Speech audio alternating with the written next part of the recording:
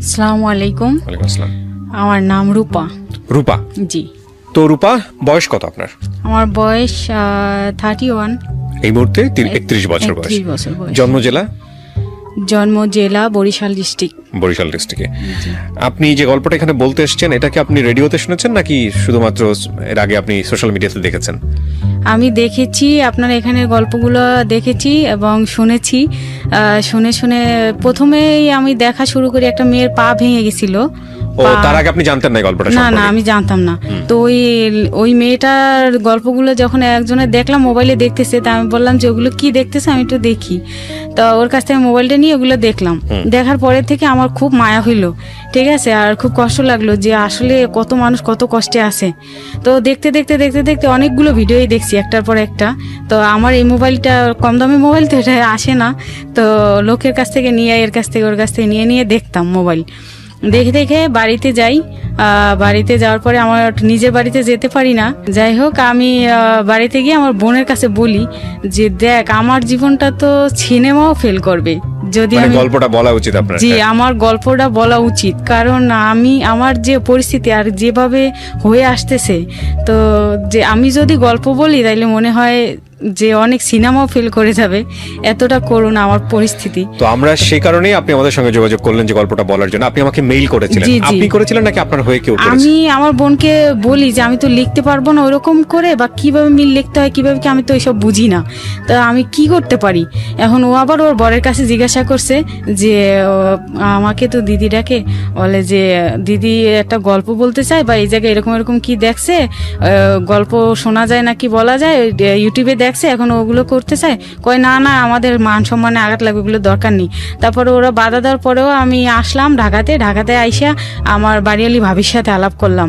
আলাপ করার পরে ভাবি বলল কি যে ও তো আমরাও দেখি মাঝে মধ্যে, তো কিভাবে কি করে আমিও তো বলতে পারবো না। তারপরে আমি সাভার স্টানে যাই একবার এই ফেস পাউডার কেনার জন্য বা সোনো কেনার জন্য, এরকমই। তো ওই ছেলেটার কাছে দেখি যে ও দেখতেছে ভিডিও দেখতেছে। হ্যাঁ, মানে যার কাছেই যাচ্ছে সেই দেখে আসে। হ্যাঁ দেখতেছে। তা আমি বললাম কি ভাইয়া, আমি না একটা গল্প এখানে বলতে চাই, আমার সাহস হয় বলার, কিন্তু আমার মনও আছে, কিন্তু আমি ইমেল করতে পারি না। তো উনি বললো কি যায় দেখেন, অন্ধ মার্কেটের দোতলায় অনেক লোক কম্পিউটার নিয়ে বসে আছে, ওনরা ইমেল করে। তারপরে আমি গেলাম, আমি যাইয়া কয়েকটা দোকানে বললাম, বলে কি এগুলো অনেক লম্বা করে লিখতে হয়, পারবো না, এই সেই খরচ হবে বেশি, সময় লস হবে বেশি। তারপরে এক জায়গায় গেছি, উনি দাড়ি টেরিওয়ালা একটা ছেলে, আমার মনে হলো যে উনি হয়তো নামাজ টামাজ পড়ে, উনি হয়তো লোকটা ভালো হইতে পারে। তাই আমি ওনার কাছে যেয়ে বললাম যে ভাইয়া, আমার জীবনের একটা গল্প আছে, আমি কিবরিয়া ভাই নামে একটা, ওনার একটা আছে, জীবন গল্প নামে একটা অনুষ্ঠান হয়, ওখানে আমি ইমেল করতে চাই, আপনি একটু করে দিবেন। বলবে কি খরচ আছে, কিন্তু আমি বলছি দিতে পারবো, আমি কি রকম খরচ আমাকে বলেন। তো বলছে কি 200 টাকার বেশি লাগবে। এই কাজটা তো ঠিক করেন নাই আপনি, ইমেল করতে 2 টাকা খরচ হয় না। যাই হোক, উনি বলছে 200 টাকার বেশি লাগবে। তা আমি বলছি ঠিক আছে ভাইয়া, আমি দিতে পারবো, সমস্যা নেই। তো বললো যে আচ্ছা গল্পগুলো আগে বলেন, আমি শুনি, তারপরে দেখি যে কিভাবে লেখা যায়। তারপর আমি আমার বিস্তারিত জীবনের ঘটনা সব বসে বসে বললাম। উনি শুনতে শুনতে ওনার চোখের পানি টপ টপ করে পড়তেছে, ঠিক আছে। যাই হোক, উনি অনেক কষ্ট পাইছে, এবং আমিগুলো যখন ওনাকে বলছিলাম তখন উনি বলছে কি আল্লাহ, আপনার গল্পটা তো আমার লেখা উচিত এবং টাকা নেওয়া উচিত না, ঠিক আছে। এবং উনি লেখছে, অনেক সুন্দর করে লেখছে। লেখার পরে উনি বারবার চোখ মুছে উঠে বাইরে যায়। যাই হোক, উনি সুন্দরভাবে লিখে তারপরে আইসা আমাকে বলছে কি আপা, আপনার টাকা দিতে হবে না, ঠিক আছে। বলছে আপনার টাকা দিতে হবে না, আপনি রিক্সা ভাড়া দিয়ে বাসায় যান, আর কান্না করেন না আপা, বাসায় যান। তারপরে আমি আর টাকা নেই। এবং সৌভাগ্যক্রমে মেইলটা আমার চোখে পড়েছে, কারণ এরকম অসংখ্য মেইল থাকে যেগুলো চোখেও পড়ে না। আমি আজকে এখানে একটু বলি অনুষ্ঠানের শুরুতে, অনেকেই 3 মাস আগে 4 মাস আগে মেইল করেছেন, আমি এখন পর্যন্ত পড়িনি। তো আমি যখনই পড়ি না কেন, আমি পড়লে আপনাকে আমি ফোন দিব, হ্যাঁ, এবং আমার সঙ্গে আপনার কথোপকথন হবে। ঠিক আছে, তো চলেন শুরু করি আমরা। আপনি একেবারে ছোটবেলা থেকে যেখান থেকে বলতে চান, সেদিন যেভাবে বলেছিলেন আজকে লাখ লাখ মানুষকে বলবেন। চলেন শুরু করি। আমার বাড়ি বরিশাল, একটা প্রত্যন্ত গ্রামের মেয়ে আমি।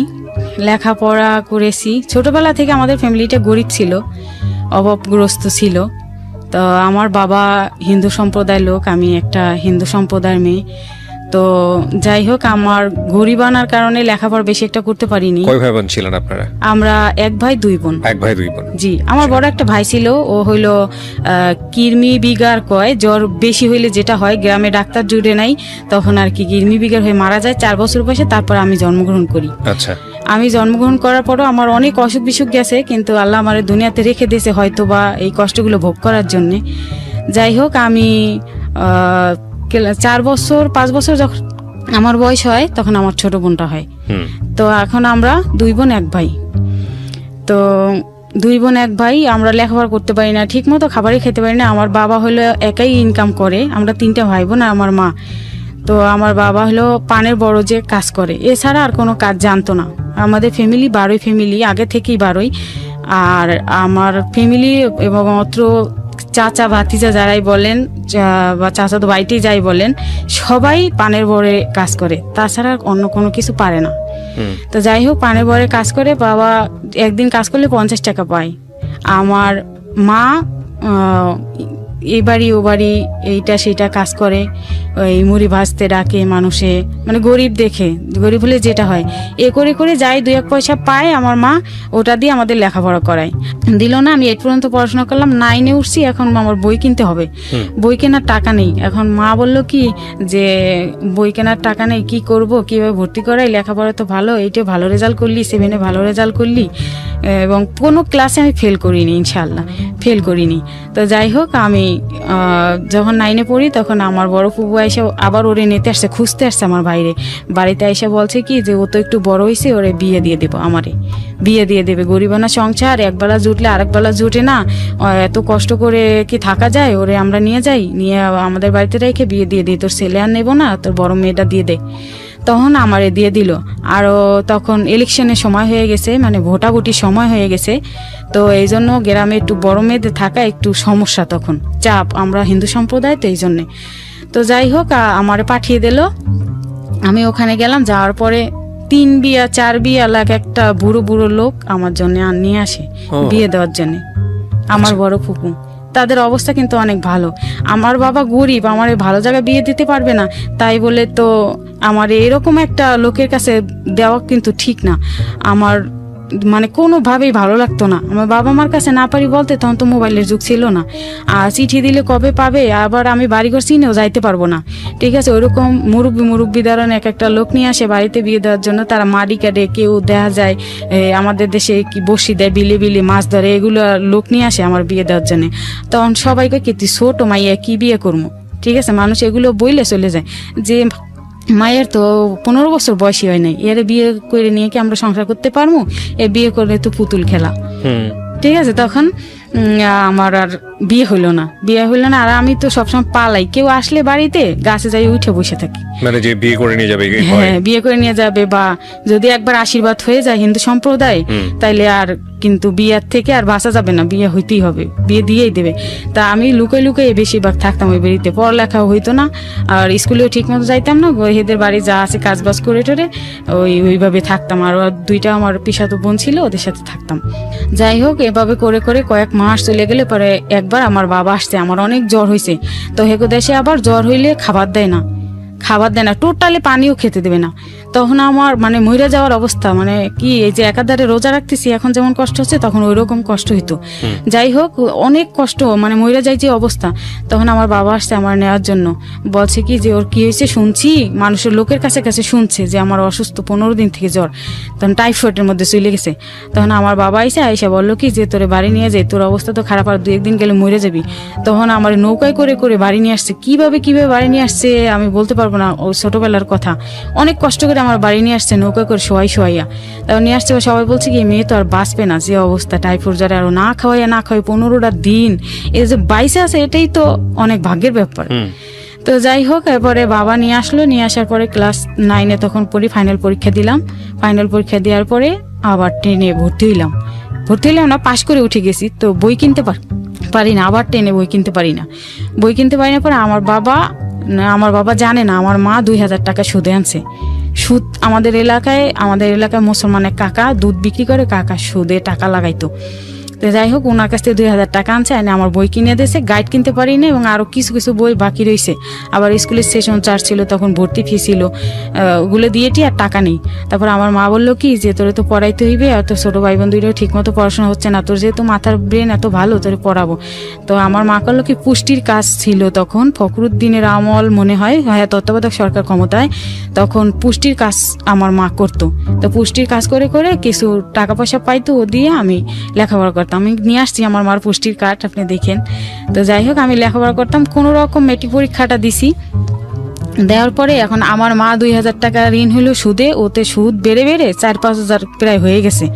আর আমার বাবা আবার আমার ঠাকুরমা দাদু যখন মারা যায় তখন তাদের শ্রাদ্ধ শান্তি সব কিছু করতে হয়, করে করে আমার বাবাও কিছু টাকা ঋণ হয়ে গেছে, প্রায় 20-30 হাজার টাকার মতো ঋণ হয়েছে ওই সময়ের কথা। ঋণ হওয়ার পর ওই ঋণের লোকেরা খালি আইসে আমার বাবারে চাপ দেয়, বাবারে যখন না পায় মাকে চাপ দেয়। আর সবাই, আমি একটু বড় হয়েছি তো আমার দিকে নজর করে, সবাই খারাপ নজর করে এলাকার মানুষ। তখন আমার মা বললো কি, আবার সর্বহারা পার্টির গ্রুপ ছিল তখন, সর্বহারা কামরুল গ্রুপ কয় নাকি, এই পার্টিরা আমার বাবারে মাঝে মধ্যে বাড়িতে পাইলেই জমি বিক্রি করে টাকা দেয়, বাড়ি বিক্রি করে টাকা দেয়, হিন্দুদের উপর অনেক চাপ ছিল এদের। তো একদিন আমাদের প্রাইমারি স্কুল ছিল, আমাদের যে স্কুলে পড়াশোনা করছি বাড়ির কাছাকাছি, ওখানে নিয়ে আমার বাবার পিঠমোড়া বান্ধি অনেক মারছে টাকার জন্য। পরে কেসি দিয়ে কয়েকটা দিয়েছে, পোস্ট দিছে, চাকু দিয়ে না কেসি দিয়ে। তো যাই হোক আমার বাবা যেটুকু জমি ছিল ওটুকু বিক্রি করে ওদের দিয়ে দিচ্ছে টাকা পয়সা। দিয়ে দেওয়ার পরেও আমাদের খুব জ্বালাইতো, অনেক জ্বালাইতো এই পার্টিরা। জ্বালানোর পরে আমার বাবা বললো কি যে তোরে নিয়ে বাড়িতে রাখা যাবে না, তোরে বাড়িতে রাখা যাবে না, আর বিয়েও তো দিতে পারলাম না, আর যেখানে বিয়ে দিতে যাই সেখানেই জিনিসপাতি টাকা পয়সা দেও, জিনিস দেও, এই দেও সেই দেও, আমার তো বাড়ি ভিটা টুক ছাড়া আর কিছুই নেই। তাও বাড়ি ভিটার দাম আমাদের তখন 1 লাখ টাকার বেশি দাম ছিল না, ঠিক আছে। ওর টুক বিক্রি করে দিলে আমার ছোট ভাই বোন দুটো কই যাইবে, আমার বাবা মা কোথায় থাকবে। তারপরে বললো কি তুই গার্মেন্টসে যা, ঢাকা যাইয়ে গার্মেন্টসে চাকরি কর। দেখ বাবা আমি তো একা রোয়াতে ইনকাম কইরা, আমি তোদের 3টা ভাই বোন নিয়ে চলার মতো কোনো ইয়েই নেই, পরিবেশই নেই, একবেলা খাইলে আরেকবেলা খাইতে পারো না। তারপরে ঋণের এত চাপ, ঠিক আছে, তো তুই ঢাকা যা, যাই গার্মেন্টসে ভর্তি হ। তারপরে আমার একটা বান্ধবীর মাধ্যমে একটা ক্লাসমেট আর কি, আমার প্রাইমারি স্কুল থেকেই ওর আর পড়াশোনা হয় নাই, ও ঢাকা এসে গার্মেন্টসে চাকরি করে। আর আমি 10 পর্যন্ত পড়াশোনা করলাম, মেট্রিক পরীক্ষা দিলাম, পরীক্ষা দিয়ে আমি ওর সাথে ঢাকা আসি। ঢাকা এসে গার্মেন্টসে চাকরি করি, কলাবাগান গার্মেন্টসে চাকরি করি। যখন চাকরি করি তখন মাত্র 900 টাকা বেতন ছিল, ঠিক আছে। আর আমি যে ওর সাথে যে থাকতাম, ওদের বাসায় যে থাকতাম, ওদের বাসায় আমার 900 টাকা খরচ দিতে হতো, থাকা খাওয়া 900 টাকা দিতে হতো, আমার কিছুই থাকে না।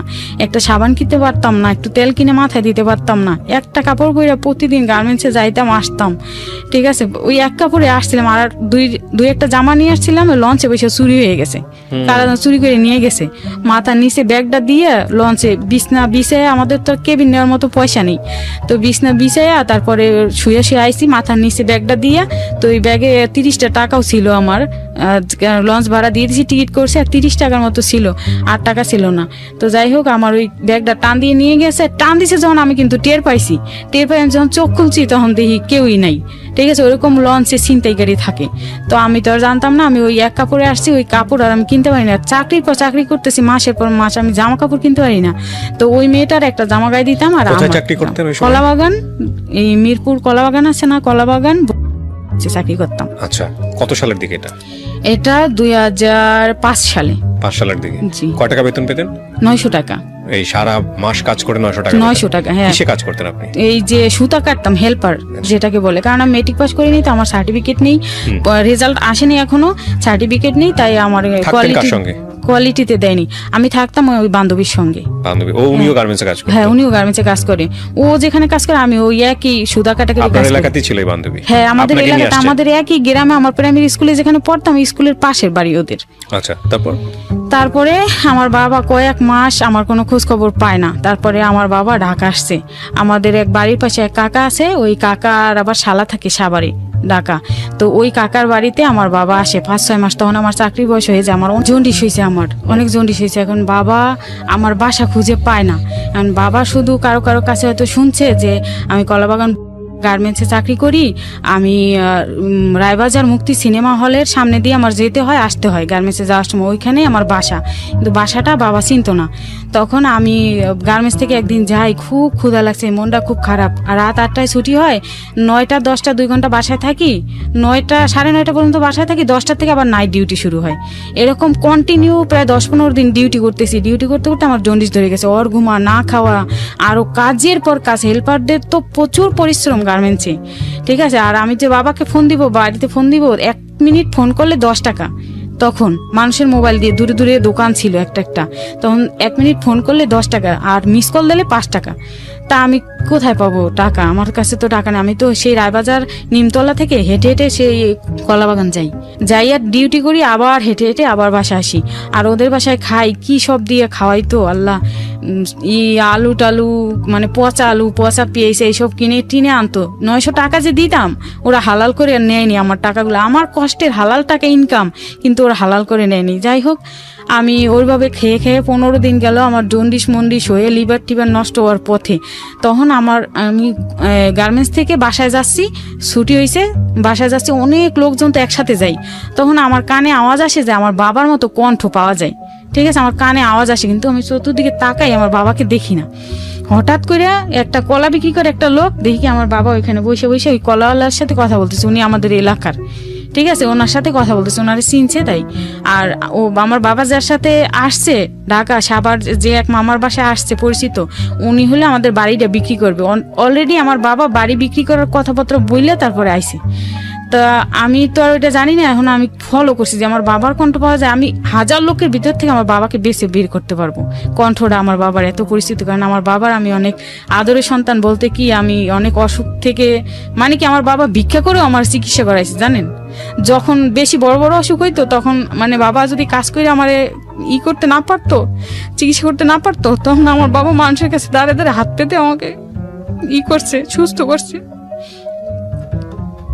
যাই হোক, তো আমার বাবার কণ্ঠটা আমি চিনে ফেলছি। তখন আমি বাবারে ডাক দিলাম, কই কি এইটা কেডা? সামনে যাইয়া তাকাইছি, তাকাই দিয়ে বাবা, বাবা আপনি কই? আমি জড়াই ধরছি, ধরার পরে বাবাও কাঁদছে, আমিও কাঁদছি।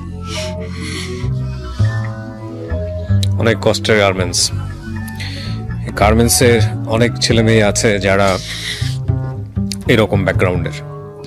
জানেন না, নাইট ডিউটি যখন করতাম, তখন বড় বড় কার্টুনের চিপা চাপায়, মানে কি কিছু কিছু সুপারভাইজার থাকতো বা কিছু কিছু এই কোয়ালিটি ইন্সপেকশনে যারা কাজ করতো, কিছু ছেলে পেলে থাকতো এত খারাপ, মানে নিয়ে নিয়ে চিপা চাপায় নিয়ে খারাপ অফার দিত এরকম।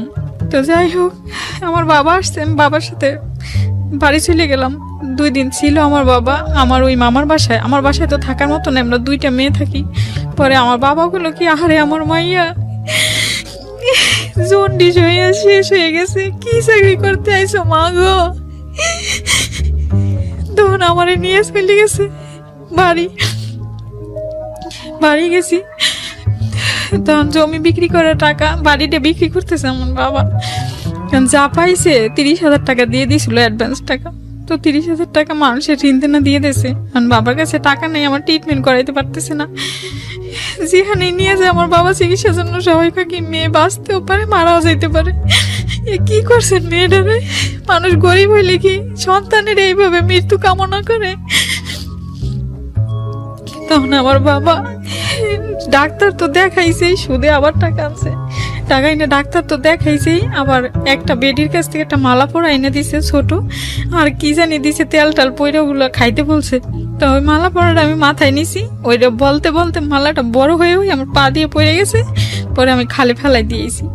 এর পরের দিনই আমার চোখের ভিতর সাদা হয়ে গেছে, হলুদ আর নেই। আর ডাক্তারি ওষুধগুলো খাওয়াতে আমার ভিতরের থেকে মনে হয় একটু ভালো কাজ করছে। আমি এখন চিড়া টিড়ে ভিজিয়ে খেতে পারি, আমার খাওয়ার সমস্যা হয় না, এখন খাওয়া যায়। পাউরুটি একটা আনলে আমার ওই ভাই বোনেরা তো ছোট, ওরা তো উপরের থেকে ওই চামড়াটা খাইতে খাইতে খাইতে একটু হয়ে যেত, ছোট হয়ে যেত, তখন ওইটা আমারে দিত। মানে কি আমি তো বড়, আমি সহ্য করতে পারি, ওরা তো মানে একটা কিছু দেখলে সহ্য করতে পারে না, লোভ হয় খাওয়ার জন্য। তখন ওরা একটু খাইতো আর চা থাকতো আমারে দিত, আমি ওইটা ভিজে খাইতে পারতাম।